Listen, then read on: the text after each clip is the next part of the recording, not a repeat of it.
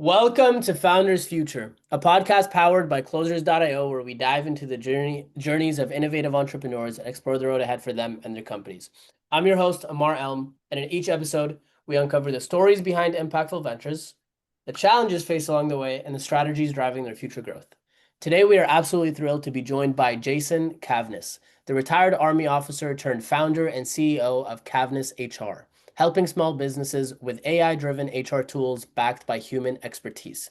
He also hosts the Jason Cavness Experience, a podcast that gets into deep conversations with entrepreneurs, athletes, and neuroscientists on leadership, creativity, resilience, and HR innovation.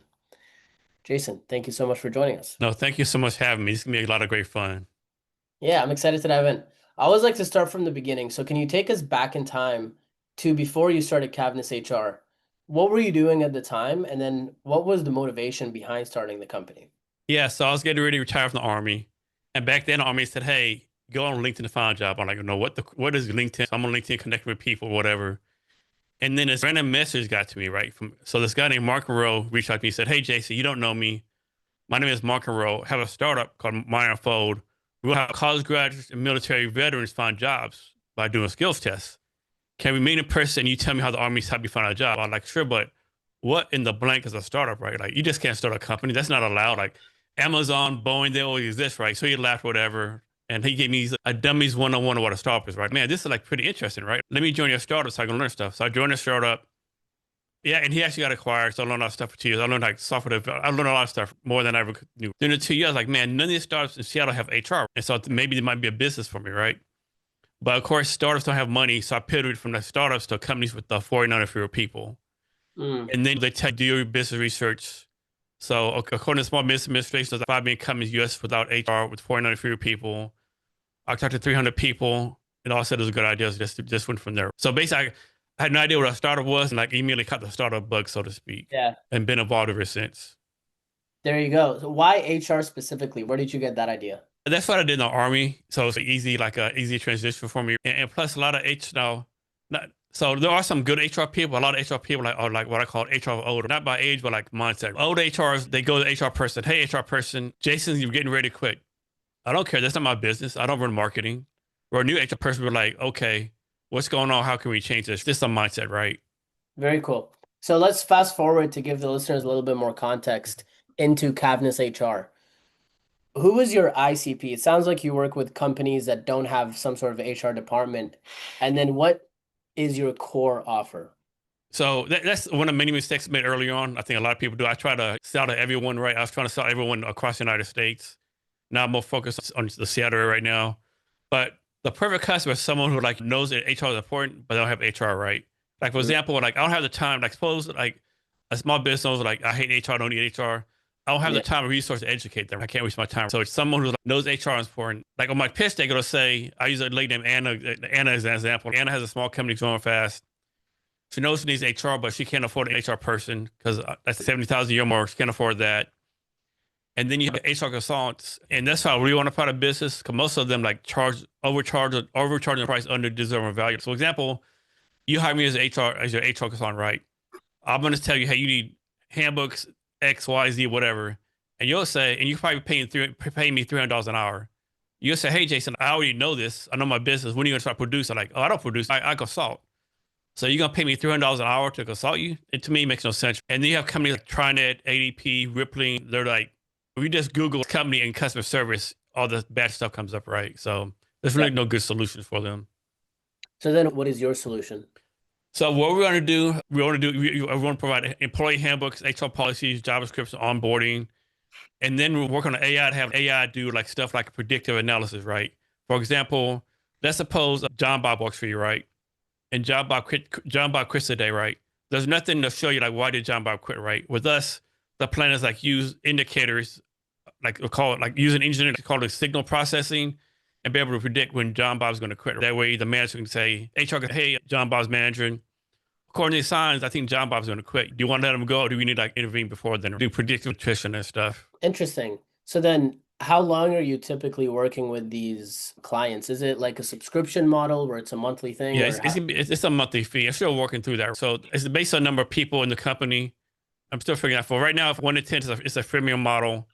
But then it's like The most expensive models, if you have 35 to 49 people, that's like $300 a month right now.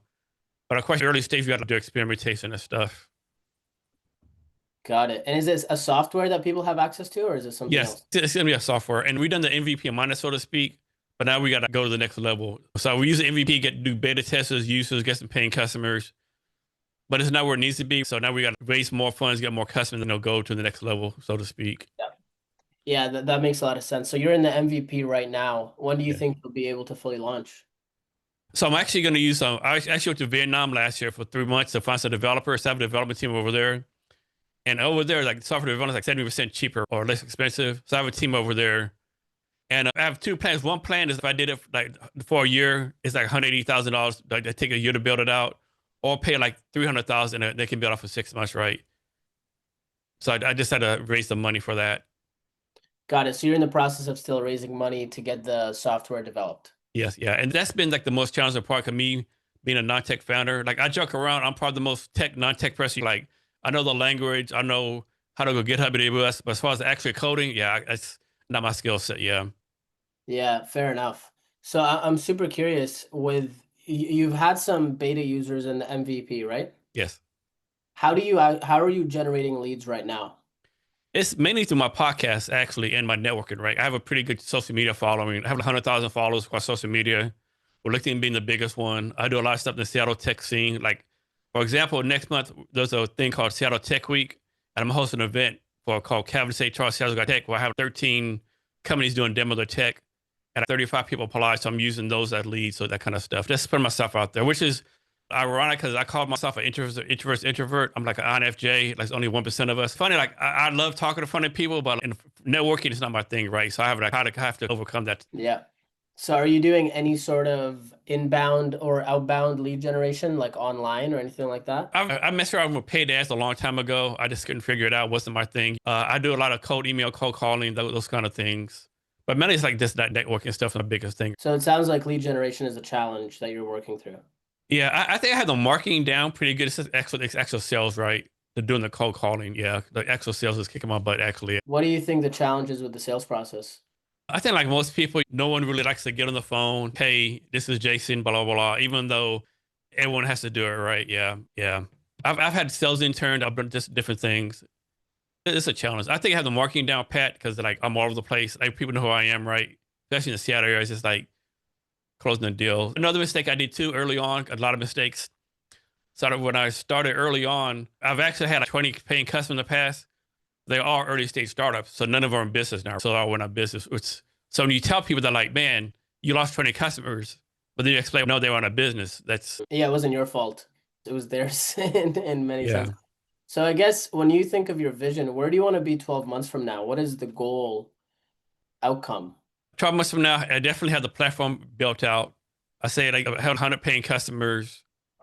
And just like have what's the thing, not the hockey style growth. Everyone I talk to says I have something that they all want to buy it. Like with the demo I did, everyone loves it, but it's not built out enough. Doesn't have functionality for people to actually spend big money on it, right? Yeah. Have you thought about potentially doing some sort of higher ticket offering to start that is around like maybe 3,000, 4,000, and you come in, you help them with specific things. You consult, but you also help provide physical resources. And then from there, you could use that money to fund the software. I have, to be honest, I have. I need to figure that out. Yeah, I do need to figure that out. I'm open to all money making suggestions. Yeah, fair enough. I think let's talk after this because there's Yeah. a lot of frameworks and strategies that I would love to share. Okay.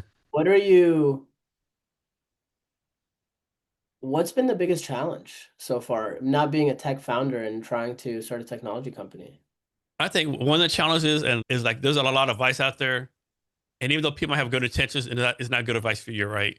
Because someone might have worked for them back in 1985 or 2010, or they have a different business model. There's all this advice out there. And so it's like, so how do you like decipher good advice versus bad advice?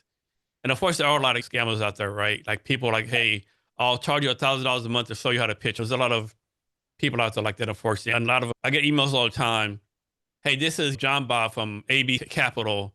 We can give you $1 million of funding in small print, but you have to pay us $200,000 first for those kind of things. That's fun. Yeah. Another thing too, like there's the thing out there, like a lot of people, they think they're going to start a company, be rich in 6 months. There's also thing where a lot of people like think that they will work for a startup and be rich in 6 months too, right? So there's that too, right? A lot of competition, of course, and just the other stereotypes and missing, especially with the VC model, right? Have Yeah, an idea, raise $1 million, all that kind of stuff, and it's not for that faint of heart. yeah, for sure. So what feedback have you gotten from the people that have done the MVP so far? It's all been great feedback though, and of course you don't know. Are they telling you like good things so they like you, or they don't tell you hurt your feelings, right? You just sort of tell that. But everyone says it's a good idea, they like it. Of course, some suggestions, but the main thing was like, hey, you're on the right path, but it's not best for you to compare like the Zenefit and Rippling and all the other things out there. It's just not there. But everyone like understands the vision. And the other challenge too, like when you're trying to raise money, such a bad fundraising environment right now, unfortunately, which is makes sense. So you hear this like term dry powder, there's billions, almost $1 trillion of dry powder, but no one's spending it for whatever reason. Yeah, there's a lot of uncertainty in the markets right now, and a lot of people don't really know where we're going to be going, especially now the wars are starting off and it's Yeah. what the future looks like. But there's still a lot of money being circulated, Oh yeah. obviously. Oh, There it's definitely out there. and always has been. Have you tried to use maybe some of the AI tools that are already out there to create something that's maybe built on another platform, but you could use it for your use case, if that makes sense? No, no, we haven't. To be honest with you, we haven't done that. Yeah, because what we're building is not rocket science, but it's not like Yeah, a simple AI agent either. yeah, So fair enough. So it's more complex than an AI agent, but less complex than rocket yeah, science. yeah. I think it'll be in the middle of AI agent and like a open AI be somewhere in the middle of there. Got it. Walk me through, what are you doing right now to just live? Because obviously this isn't generating revenue yet. Yeah, so fortunately, I am a retired U.S. Army officer, so I get pretty good money. I got Nice. retirement. I'm 100% disabled from the Army, so I make decent from me of that. Besides my mortgage, I have no bills. But yeah, if I was just a regular Joe with no just a regular job, there's no way I could do this. So it's a blessing, Yeah, yeah, that's awesome. Thank you for your service, first and off. yes, no, thank you. Yeah. I know I'm from Canada, but still, I still want to. You're still, Seattle's close enough to BC. Yes. There you go. Okay, I guess if you had to go back in time and talk to your younger self when you were first starting in business and give yourself a piece of advice that you wish you knew at that time. You know it now, but you didn't know it then. I What also, was it? yeah, Carter, I feel like one, I said this all the time. If I go back in time, I would learn how to code, right? It's probably Mm, not too late to code, but I'd probably go back to learn the code, right? I would do that. And I would not rush, like, I would not be such a rush, right? Like, I rushed to get my pitch deck together. I rushed to VCs when I probably wasn't ready, right? Those kind of things. I was like, bam, do this now. And I was probably too much here to do stuff. And another thing too, I probably chase way too many shiny objects. Hey, Jason, help me this for 6 months and you get your customers. And I do that for 6 months and nothing comes out of it, right. So I've wasted 6 months. What have you tried so far? So one time I met a guy, right? He had a real big following here in Seattle. He had a LinkedIn group called LinkedIn Seattle with like almost 500,000 people in it. And so he wanted me to help start doing like monthly, like a weekly event, right? Mm, And so we spent time getting that together, but nothing came of it. So I was focusing on that for a few months. There's things like that. I spent 2 years. So there's a nonprofit I used to work for called Bunko Labs. I ran it for Seattle. So in the military here, there's stuff for there's nonprofits to help people find jobs, mental health. There's nothing to help military veterans here, help to start companies, right? So that's yeah, what Bunko Labs is. So I did that for 2 years.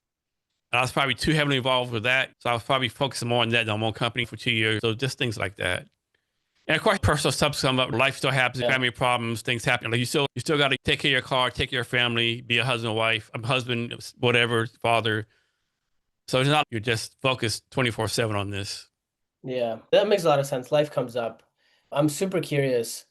If you had to paint me a picture using words of your ideal business, how much money are you making?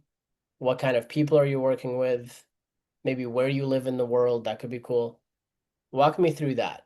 So I'll go where I want to live. For what I live first, like money's the object. Like here in this area, because my wife likes it here.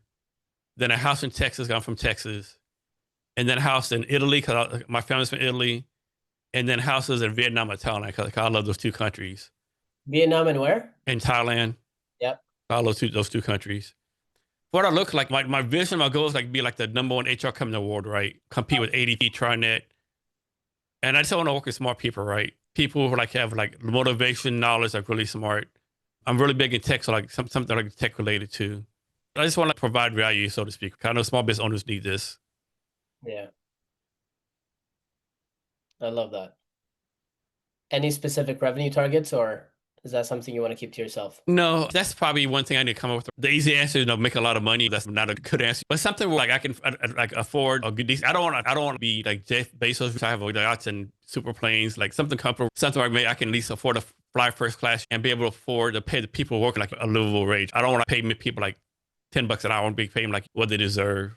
Yeah, something that they could actually live on and not just barely survive. Yeah, yeah. I don't want to be one of those type of people. Yeah, I like that. What's the best way for people to get in contact with you? So I'm on, probably the best way is LinkedIn. Jason Cavness on LinkedIn. I'm pretty much everywhere. I even post videos on TikTok, but just Jason Cavness anywhere. You just Google it. But LinkedIn, my email is jasoncavness@cavnesshr.com. I'm on YouTube. Yeah, it's pretty easy to find me. Awesome. And then there's a lot of people listening to this. So what are you looking for help with the most right now? What do you feel like you need? You know what? That's one question I always struggle with for some reason. Like I'm always like, how can I help you? When I ask, I was like, man, because you can't say everything. Yeah, but I think the main thing I just like people to test out the platform, just test my product for me, give me their feedback as a small business owner. And that's Canvas or CavnessHR.com. Yes, yes, CavnessHR.com. yes, yes. Cool. Hey, this is a Yeah. lot of fun. Yeah. Is there any last words before I let you go or before we wrap up? Yeah, whatever you want to do in life, whether start a company, learn to play the guitar, take that trip. Don't be like, I'm gonna do it some other time, right? There's no time like now. You're never gonna be ready to be perfect. Like just get started, right? Even if it's a small step, right? Just do it now, right? I don't care what you want to do. Start a company, play guitar, learn how to code, do it now, right? Because tomorrow's not promised to us. Things are always gonna come up. If there's something you want to do, just you got to do it now. I absolutely love that. Could not agree more. Jason, thank you so much for your time today. Thank you. Yeah, so that wraps up another insightful episode of Founders Future. To our listeners, if you enjoyed this episode, don't forget to subscribe wherever you listen to your favorite podcast. Don't forget to check out CavnessHR.com. And if you're a business owner and you're really looking to scale your business and enhance your sales and marketing efforts, visit closers.io to discover how we can support your growth journey. Until then, keep on climbing.